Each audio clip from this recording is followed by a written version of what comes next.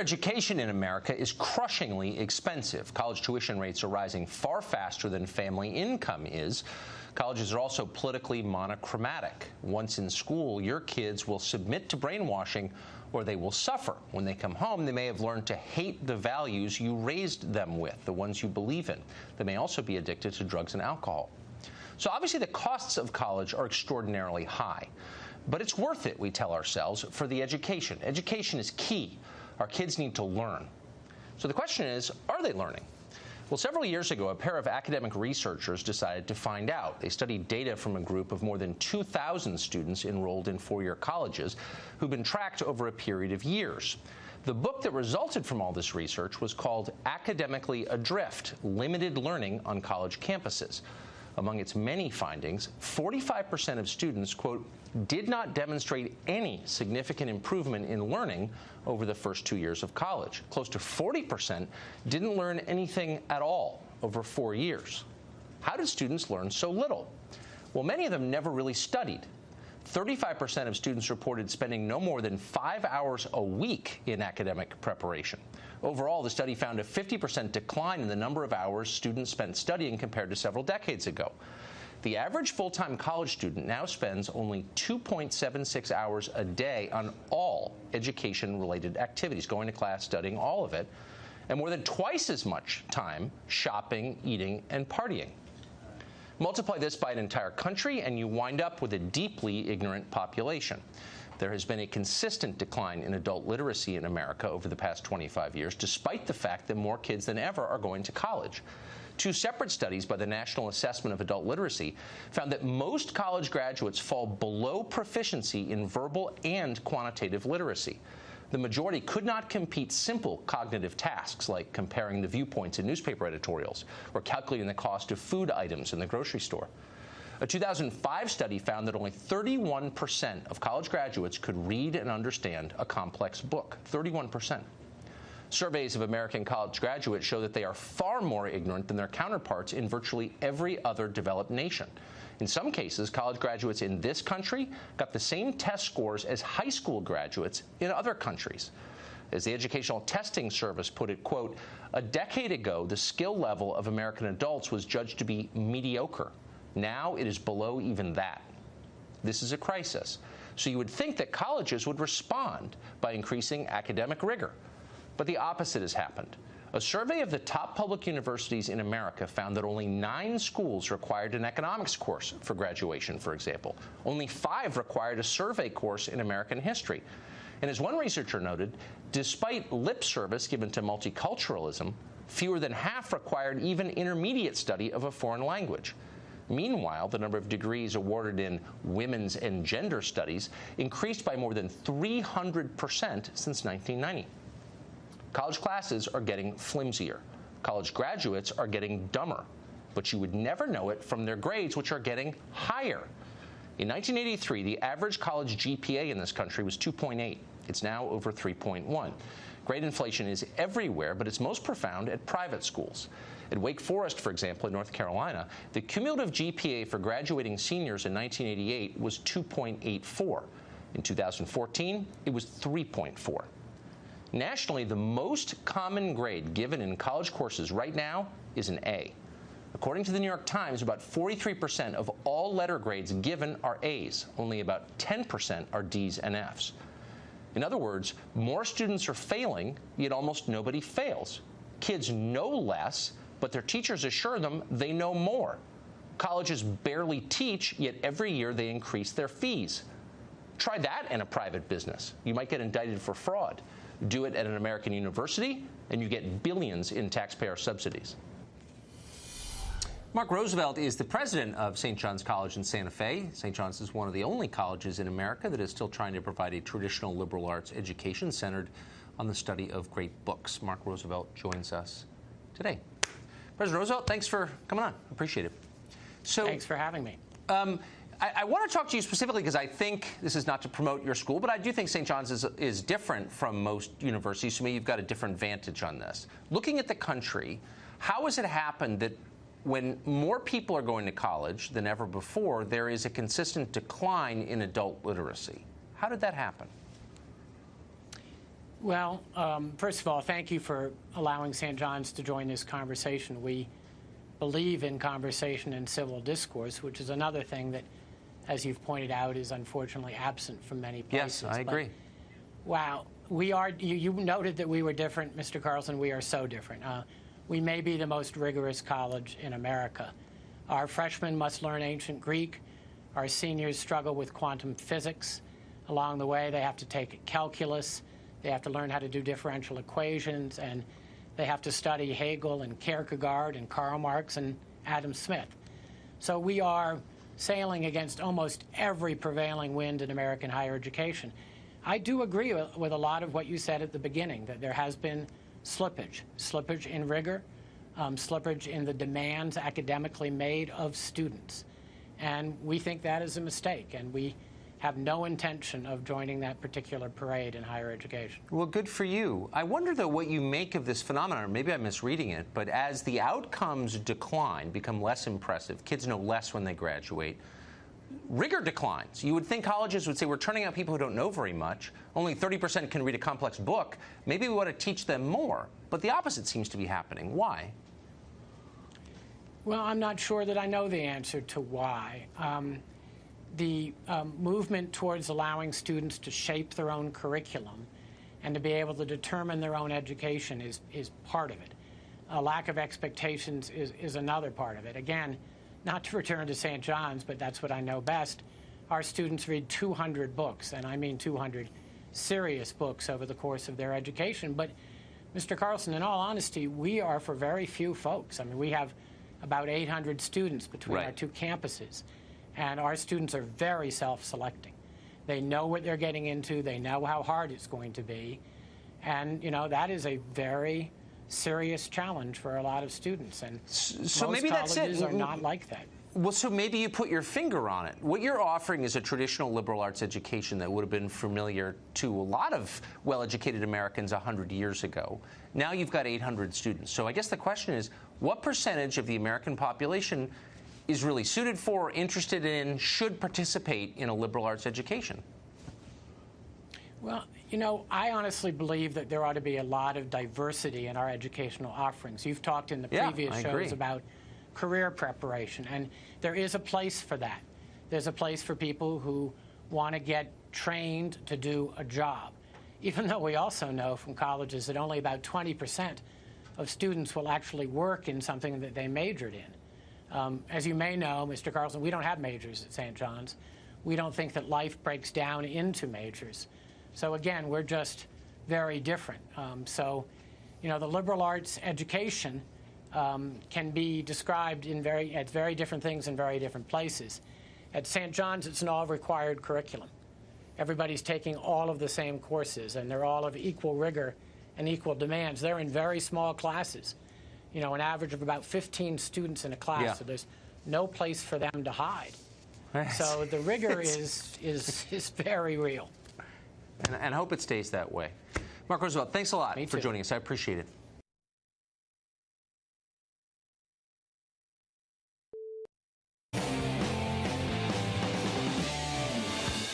Generational improvement is the basic promise of American life. In this country, you can do better than your parents did, and many have. The main driver of upward mobility in America is higher education. Get an education, we tell our children. Go to college and make something of yourself. For more than 100 years, that has been true. But is it still true? Is college still worth it? For some, the answer obviously is yes. Our physicians, engineers, research scientists are still the best in the world. For them, college is essential and well worth it.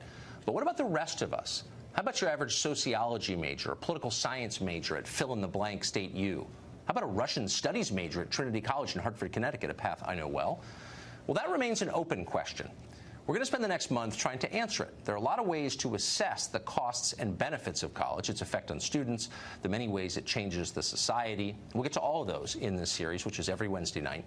But tonight we want to begin with the economics of college, the numbers. College is expensive. That's the first thing to know about it. Over the past 30 years, the cost of a four-year education at a public university has risen by 213%, a rate far faster than inflation. A lot of that cost is financed with debt. About 40 million Americans now have student loans. Outstanding student loan debt in this country amounts to about $1.4 trillion. That's equal to more than a third of the entire federal budget, and the numbers are rising fast. In 1993, for example, the average student loan holder owed about $9,400. Today, the average balance is more than $34,000. Studies show that most kids who take loans never bother to calculate their monthly payments when they apply for the loans. It's not surprising that the majority say they would not do it again. About half of loan holders worry they won't be able to pay off their loans over the course of their lifetimes. Well, some will and some won't, but lenders don't appear to make those decisions when they loan the money. They don't seem to care. Almost a third of students who sign up for student loans drop out before getting a degree, and that makes it much less likely they'll earn enough to pay back the money. Even if they do graduate, there aren't enough jobs to support them. More than 40% of young college graduates work in positions that do not require a college degree. Certain majors, of course, lead to better jobs and higher incomes, but lenders don't seem to take that into consideration either, especially the government. Over the school year 2015-2016, the federal government handed out more than $4 billion in loans to psychology majors, handed out another $3.5 billion to students majoring in visual and performing arts. Some of these students will go on to high-paying jobs, probably. Some will have no problem repaying their loans. But many, many others won't have that experience. Student debt is crushing an entire generation of Americans. Young people with student loans are far less likely to buy cars, buy homes, get married, have children than their parents' generation was. And their attitudes are very different as a result. When you see those polls showing that young people prefer socialism to capitalism, you're probably horrified. You should know that student loan debt is one of the big reasons why. It was also a major factor in Bernie Sanders' sudden rise to national celebrity. It's also a big factor in our country's drift toward populist economics. Our elites mostly don't notice any of this because, of course, it doesn't affect them. But student loan debt is making our politics far more radical. If you like capitalism, you ought to be very worried about student loan debt. So what are we getting in return for all of this? Well, you'd hope a well-educated population, but no. A 2003 study by the Department of Education, for example, gave a literacy test to 18,000 adults with college degrees. Fewer than a third were found to be proficient. That was a measure of a humanities education. At Harvard, a researcher took a close look at students studying the hard sciences.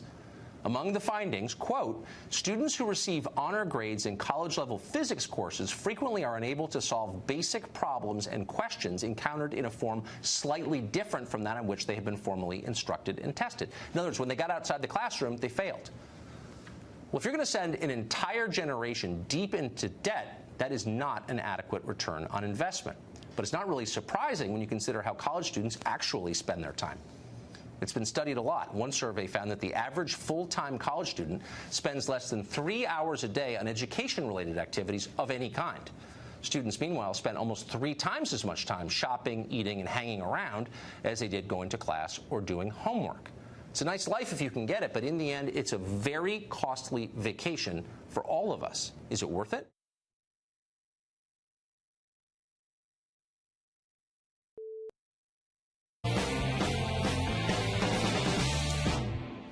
University of Toronto professor Jordan Peterson has become a phenomenon. That's not an overstatement. Videos featuring him online get millions of views. His book, 12 Rules for Life, An Antidote to Chaos, is one of the biggest, maybe the biggest bestseller ever written by a Canadian author. In that book, Peterson questions the left's rhetoric on gender, and maybe for that, he's being targeted for destruction. The Guardian calls him dangerous. Vox just published a massive and almost unbelievably stupid piece accusing Peterson of, quote, reactionary politics that validate white, straight, and cisgender men at the expense of everyone else. Really mouth-breathingly stupid, but there you have it. Jordan Peterson joins us tonight. Professor, thanks for coming on. So obviously a hurt dog barks. You've done something that has made people upset. What do you think you've said that the left finds so provocative and upsetting? Well, I pointed out quite clearly why they're factually incorrect and ideologically possessed. I mean, is particularly on issues like gender. The radical lefties insist that gender is a social construct, and that's just simply not true. So the scientific data on that are absolutely crystal clear, and no reasonable scientist disagrees. And so they're all foaming at the mouth because I'm poking holes in their cherished notions. And they like to think that people are completely malleable because that means people can be made over in their ideological image. So they're not happy about that. So when they say your ideas are dangerous, what they're really saying is your ideas are dangerous to them. I hope so. They're supposed to be dangerous to them. I make no bones about that. I'm not a fan of radical leftists. Look at what happened in the 20th century with radical leftist ideology. What has your job been like back in academia? I mean, you can't be one of many people who has these views where you live and work. Oh, yeah. Well, no, I think they're more common than you think. I mean, my views on gender, for example, and sex, they're shared widely among people in the psychometric personality community. Anybody who studies personality and who's a credible scientist knows full well that the differences between men and women in personality are to be attributed primarily to biological factors. This isn't contentious. The only people it's contentious around are gender ideologues, and they've already lost the scientific battle, and so they've taken it to the legislative front to enforce their views. So they're really not contentious viewpoints. They're mainstream science, and I'm criticized all the time for spouting pseudoscience. It's like, it's not pseudoscience, it's mainstream science. And people who know the literature aren't disputing this. It's been known at least since the 1990s. Well, then why are people whose views are not rooted in science, but instead in emotion and superstition, dominating our public conversation and punishing anyone who doesn't disagree? How did they get so much power? Well, look, I actually think there's a technical reason for that, is that, it's obvious that things can go too far on the right and they can go too far on the left. And it's kind of easy to put a box around people who go too far on the right. You can just look at claims of racial superiority. Right. But it's not so easy to put a box around people who go too far on the left. There's not a single thing you can point to that they do that has the same sort of red flag nature as claims of racial superiority. So it's hard for people who are left-leaning, say, and concerned with inequality and that sort of thing, to dissociate themselves from those who've clearly gone too far. And the problem is we really don't know where the red flags are in leftist territory. Now, for me, it's equality of outcome is a good, so-called equity. That's a red flag, but it doesn't seem as immediately pathological as, say, claims of racial superiority. So it's harder for people on the left to dissociate themselves from the people who would do everyone in, essentially. So you drew the line at pretending that biological sex isn't real. I mean, that's how you first became famous, because you said, I'm not going to lie about science. Well, do you think it's a good place for the rest of us to start? Well, I think it's a reasonable place. I mean, the Canadian government built a social constructionist view of gender into the law, and that's just incorrect. I mean, the idea that biological sex, gender expression, gender identity, and sexual preference have no relationship to one another, that they vary independently, that there's almost nothing you could claim that's more false than that. But now it's been written into the law. Well, it's just patently absurd, and it's actually a telling commentary on the state of political discourse across the West, that something like that could even happen. Yeah. But I think it's equality of outcome that's the real pathological desire. That's a bad one. I agree. But, I mean, I guess the good news is that taking a stand on behalf of obvious truths, there's a huge audience for it, and you're living testament to that. Thank you, Professor. Good to see you. No, good to see you, too. Thanks a lot. Thanks. All right.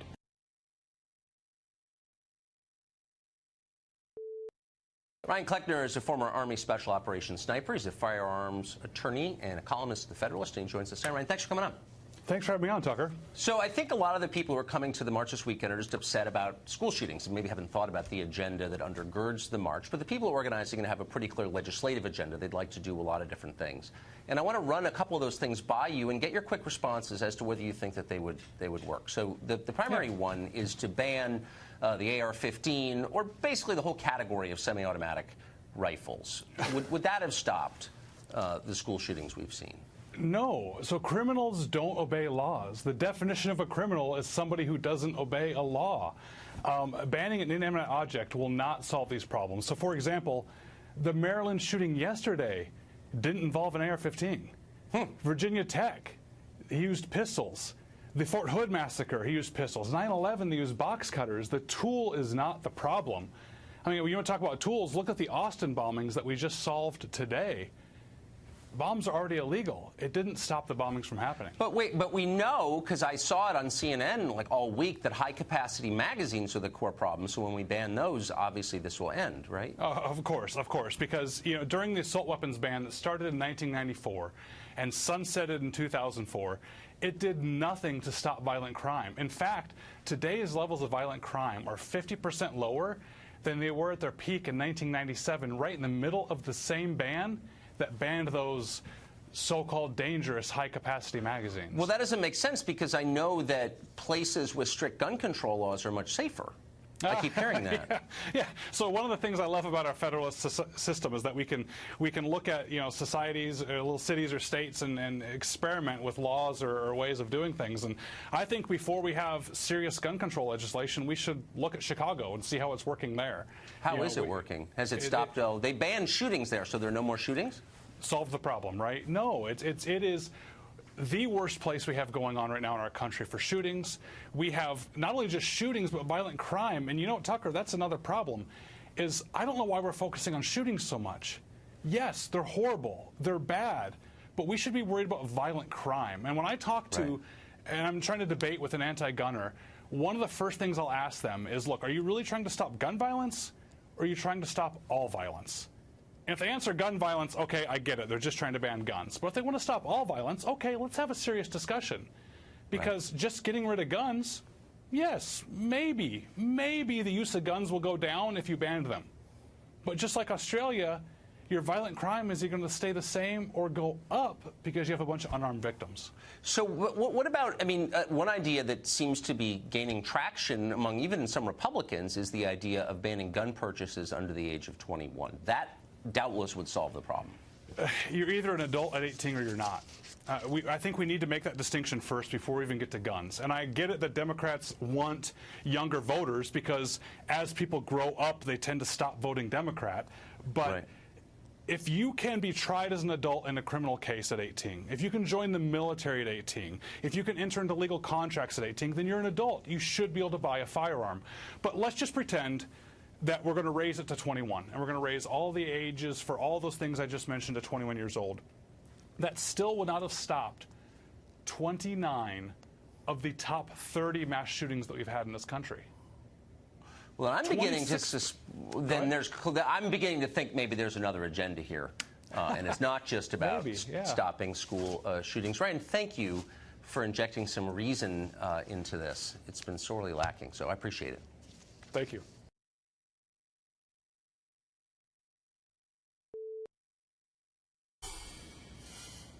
Well, for centuries, freedom of speech has been America's signature right. It's what sets us apart from other countries, even relatively free countries, certainly the rest of Europe and Canada. But college students aren't interested at all. They may not even know it exists. A new survey by Gallup finds that 53% of college students say that having a diverse and inclusive society is more important than protecting free speech. Ann Coulter is an author and columnist and a hawk on free speech. She joins us tonight. It protects her and me and the rest of us. So, Ann, is it really an either-or? You can't have a diverse and inclusive country and keep the First Amendment? Well, yes, of course you can. We've had it for a few hundred years. Yeah. What was strange about the survey, which I noticed immediately when it landed in my inbox, and it was odd that the New York Times presented it as if, well, we've covered all the bases here, is that the only breakdown, they did age breakdowns, gender breakdowns, political party breakdowns, the only ethnic breakdown was black and white Americans. Do they think we're living in the 1950s? Because what is striking is this is, of course, another problem of immigration. Our two main immigrant groups, Hispanics and Asians, overwhelmingly, whether it's the Pew Research Center, Cato, all kinds of surveys done over the years show that white and black Americans overwhelmingly support both free speech and gun rights, and you have almost the reverse percentages with recent immigrants. I mean, this idea that people come to our country and suddenly think, oh, I understand. Yes, you have a right to speak even if I disagree with you and even if you're insulting the Prophet Muhammad. No, it doesn't work that way. So what you're seeing at places like Berkeley, white students are only 30% of the population at Berkeley. Asian students alone are 46%. That's more than black and white Americans combined. That's why you're getting the biggest attacks on free speech at places like Berkeley. Well, so that's fascinating to watch.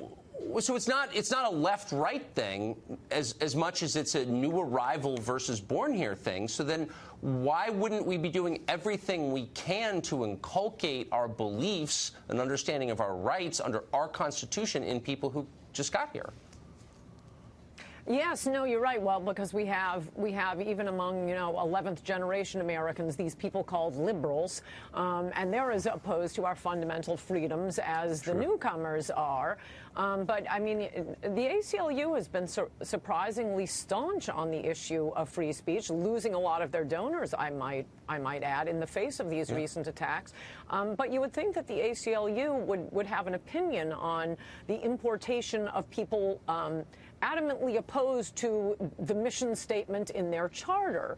I mean, we are looking at the death of America's fundamental freedoms, as you said in your introduction. Even England doesn't have free speech. Well, that's going to be it for America, both First Amendment and the Second Amendment, as this new generation of non-Americans grows up. So why are our corporations abetting this, making it worse? Kroger, the grocery chain, announced today that it will no longer stock magazines with photographs of assault weapons. Not even clear how they're defining that or what an assault weapon is. But scary-looking guns are no longer allowed in photographs in Kroger. Since when are companies sort of piling on speech restrictions here? Well, it's been at least since Trump has come along, maybe before then. But I return to my refrain. I don't care what your opinion is on free speech or guns or anything else, but please stop pretending you're a rebel. Please stop pretending you're fighting the man when you are just lockstep with corporate America. These new radicals we have, the resistance, they'll check with corporate America, Apple and Twitter, Facebook, and their professors to ask if they can wear a Question Authority T-shirt. Would that be okay? Has there ever been a more obedient little cadre of robots than college students? Does anybody think, is anyone brave? Is anybody giving the finger to the man and speaking the truth? Where are those people? What happened? Well, the good news is I'm following a lot of them on Twitter. I get the impression that we are creating, and the left is creating, without realizing it, this really hilarious and ferocious generation of right-wingers. These college students, they're listening to white privilege all day, every moment of every day. White heterosexual men are emerging from college barking at the moon, right-wingers. And they're a lot of fun to follow on Twitter. They're very funny. I can't imagine why. Maybe there are unintended consequences to everything, apparently. And culture, thank you.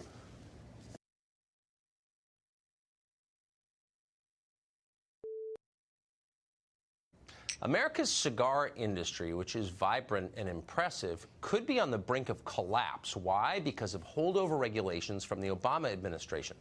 Until 2016, cigars were unregulated in this country, and it worked fine. But then the FDA suddenly declared that it had the power to regulate them somehow. And so they've come up with new regulations banning cigar giveaways, imposing new fees on companies, and requiring extensive FDA testing before companies release new cigars. The FDA admits these regulations will destroy companies and jobs, but they say it doesn't matter because there are lots of jobs in America. For real, you can read it. They say that. Rocky Patel is the owner of Rocky Patel Premium Cigars. He's one of the probably the most famous cigar maker in this country, and he joins us tonight. Rocky, thanks for coming on. Thanks, Tucker. I missed it. Did someone vote for this? Did voters say they wanted this? Absolutely not. In fact, Congress never intended premium cigars to be regulated. They only intended smokeless and cigarettes to be regulated. So the FDA took it upon themselves to decide to, one, one-glove-fits-all size approach and start regulating the premium cigar industry. They didn't take the opportunity to investigate and understand the nature of the premium cigar industry. Basically, it's family-owned businesses that have been making cigars over decades. The retailers are Main Street mom-and-pop industries that are selling premium cigars to adults. You know, the average cigar smoker smokes one cigar per month. They're 4.5 years old. The cigars are marketed in luxury lifestyle magazines like Cigar Aficionado, next to premium cars, watches, fine spirits. They're literally enjoyed like a single malt glass of scotch or a fine bottle of wine. So it's very different. You certainly don't see kids sitting around the schoolyard or outside the schoolyard chain smoking cigars. Of course. So they're not paying $11 for, they're using the Juul, they're smoking marijuana. Nobody seems to care, by the way. But now they're basically going to crush your industry to help whom? Absolutely. It's ridiculous. They haven't really taken the time to understand the nature of our industry. It is a cottage industry. It's an artisan industry. It's very, very unique. You know, it takes us 4 to 5 years to make a premium cigar. By the time we plant a seedling in the ground, the time you get a cigar in a box, 300 different hands touch the tobacco. We're very proud, like a fine winemaker, about the quality and the craftsmanship, about how we make a cigar. And these rules are so outrageous. They're so burdensome, they're impossible to comply with. It's basically de facto prohibition. You started your company by yourself. You're an immigrant. You're a lawyer. You came to this country. You had, like, how many employees when you started? That's correct. We started three employees out of how many garage, now? Basically. Well, about 2,500 to 3,500 employees directly or indirectly. That's unbelievable. So what, I mean, the terrifying thing finally about this is it doesn't seem like there's much you can do. What do you do if you're a business and you learn that some regulation has been written by an unelected bureaucrat that's going to destroy you? You know, it's crazy because it's going to wipe out 70% of these family-owned manufacturing factories and companies that have been created and descended over generations. About 50% of these mom-and-pop retail stores in mainstream America are going to be jobless and out of business because we can't introduce new products to them. The cost of constituent testing, chemical testing, they don't even have machines for things like that. The Trump people... The warning stickers that go on our beautiful boxes that are, you know, that have our vintages and tell our family story and tell our history, all that is taken away from us. So these laws are made in such a way, you know, it's regs like that, you just can't comply. So, but the Obama people, we're almost out of time. The Obama people did this. Absolutely. The Trump people didn't. Why is it still good? No one voted for Obama again. I bet you that the Trump organization and the people at the White House aren't even aware of what's going on with this regulation. So this all happened during the Obama regime. This was all passed through. And, you know, presently we have a couple bills pending on both sides of the aisle. We're trying to get this omnibus bill presently to get our language attached to exempt premium cigars from this regulation. We have a lawsuit filed, but, you know, we're hoping that the Trump administration is aware of what's going to happen to the entire industry that is going to be tens and tens of thousands of jobs and about 500,000 jobs in Central America are affecting the immigration. Right, exactly. All of them issues and everything else. Rocky Patel, we're rooting for you. This is senseless, and thank you for fighting back. Good to see you. Thank you. Mike Rowe, thanks for joining us. Tucker, thanks for having me. So you've spent a lot of your adult life watching men work, what they do, how long they do it, why they do it. Tell us what happens when men can't work, when they're out of work, when they're idle and can't provide. What happens to men? Well, your soul slips out of you somehow or another. You know, it's the frog in the boiling water. Nothing good happens, but the bad things that happen as a direct result unfold in a kind of disaster scenario. You become disengaged, you become emasculated, you start to ask yourself a whole lot of questions you can't possibly answer, and then, if it gets bad, it turns in on itself, and you become resentful, and you look for someone to blame, and ultimately, you square off, sometimes against your own family, sometimes against your coworkers, sometimes against yourself. Long way of saying nothing good. It's a disaster, as you just pointed out, not just for the unemployed man, but for everyone around him and for the society itself. So given that, and I think that's clearly true, you got 7 million men of working age out of the workforce now, and nobody talks about it. It seems like something approaching a social crisis. Why isn't that in the news more? I think because we can't decide who to blame. right? I mean, it's not news unless there's a bad guy. So we need a villain. You know, we got to have somebody in a black hat. And we look around, there's no shortage of potential villains, but the hard truth, I'm afraid, in my view, and again, I'm not an expert in any of it, but I think that a lot of what's happened is self-inflicted. You know, I think that men becoming somewhat disconnected from whatever version of manhood they espouse, I think that happens because of relationships with their dad, with their grandfather. You know, grandfathers aren't around anymore. We talk a lot about the role of fathers. Obviously, that's been fractured, but it's extraordinary, really, when you think about the safety net a kid had growing up. There was a dad there, and there was a grandfather there, and there was inertia, and there were a lot of things that the kid could look to, not just for ideas and virtues, but for proof, you know. Right. So that's gone, and that's not just a problem for the individual. It's a problem, I think, if you think a culture has an identity, if you think a society has a soul, these are the enemies of those things. There's no question about it. Do you think that we value work as an inherent virtue as a society? No, I don't. I think that we have identified work as the proximate cause of our dissatisfaction. And I think you don't have to look far to find endless examples. Look, the best-selling books right now in the self-help section and in general claim to have the solution for how you can work less. Most of the commercials on TV ask a tacit question, you know, how could you be happier? And the answer, of course, is retire a little sooner or work 35 instead of 40 hours. You know, the TV shows that are typically valued tend to embrace notions of shortcuts. You know, in 1,000 different ways, I believe, as a society, we've made the case that the enemy of your happiness is your damn job. And if you can only have less of that, all these other things in some perverse zero-sum game would equal out, and you would smile more. Look, I know it's hackneyed, and I know we've talked about it before, but this is Horatio Alger stuff. This is being suspicious of immediate gratification. It's right. Taking the long view. And most importantly, in my view, you know, we can control how we define a good job. There's a lot of stuff we can't control, but our culture has made it very, very clear that some kinds of work are less desirable than others.